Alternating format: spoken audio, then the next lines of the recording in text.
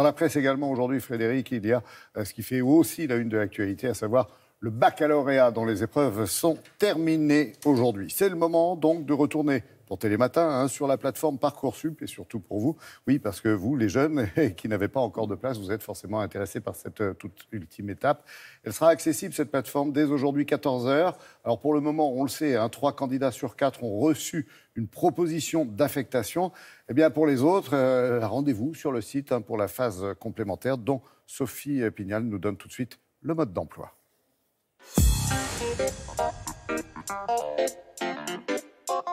Il va y avoir du monde ce matin sur Parcoursup. Vont se connecter. Ceux qui souhaitent faire des vœux dans des formations, des places se sont libérées. Ceux qui n'avaient pas validé leurs vœux au 31 mars. Et enfin ceux qui ne s'étaient jamais inscrits sur Parcoursup. Ça commence à partir d'aujourd'hui avec de nouvelles propositions pour que les candidats puissent regarder les places qui sont restées vacantes et venir se positionner. Et on a 10 vœux nouveaux qui peuvent être faits sur des places nouvelles. Certains sont en attente avec leur idée de départ. On leur a donné des informations avec leur rang dans la liste d'attente. Ils peuvent voir si, effectivement, ils ont une chance de pouvoir avoir leur proposition. Mais je crois qu'il faut aussi ouvrir son esprit. On peut avoir une formation qu'on désire, peut-être dans une autre ville. Et il y a aussi des aides à la mobilité pour accompagner les étudiants qui souhaiteraient garder leur priorité, mais en même temps peut-être la faire dans un cercle élargi sur le territoire.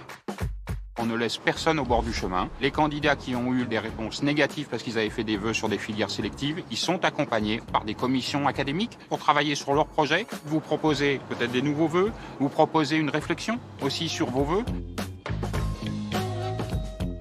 À noter, 19 000 places ont été créées, notamment dans des filières en tension. Et puis, ce que la loi a prévu, qui est une vraie nouveauté 2018, c'est de pouvoir, pour des candidats qui sont en situation de handicap, qui ont un trouble de santé, un véritable droit au réexamen, de manière à ce qu'on leur trouve la proposition qu'ils avaient choisie et qui est sans doute la plus adaptée à leurs besoins spécifiques. Nous avons mis en place un numéro vert qui est le 0800 400 070. Il permet d'avoir un contact téléphonique avec des conseillers qui vous renseignent sur la procédure Parcoursup. Voilà pour Parcoursup. Mais il est également possible de s'inscrire dans des formations de l'enseignement supérieur hors Parcoursup. En dehors de Parcoursup, il y a des établissements qui recrutent directement. Donc je pense par exemple à certaines écoles spécialisées, on pense à la santé, au social. Ça peut être aussi des écoles de commerce ou des écoles d'ingénieurs qui recrutent sur concours. Il est peut-être trop tard, mais je veux rassurer les familles, les lycéens. Ils peuvent aussi consacrer les prochains mois à la préparation de ces concours. Ça ne veut pas dire qu'on n'occupe pas son temps. Une préparation au concours, ce n'est pas forcément du temps plein. Donc ça peut être aussi l'occasion d'acquérir de nouvelles compétences, par exemple à travers un séjour de mobilité internationale, d'acquérir un petit peu d'expérience. Je pense à occuper un job ou même à s'engager dans le cadre d'un service civique.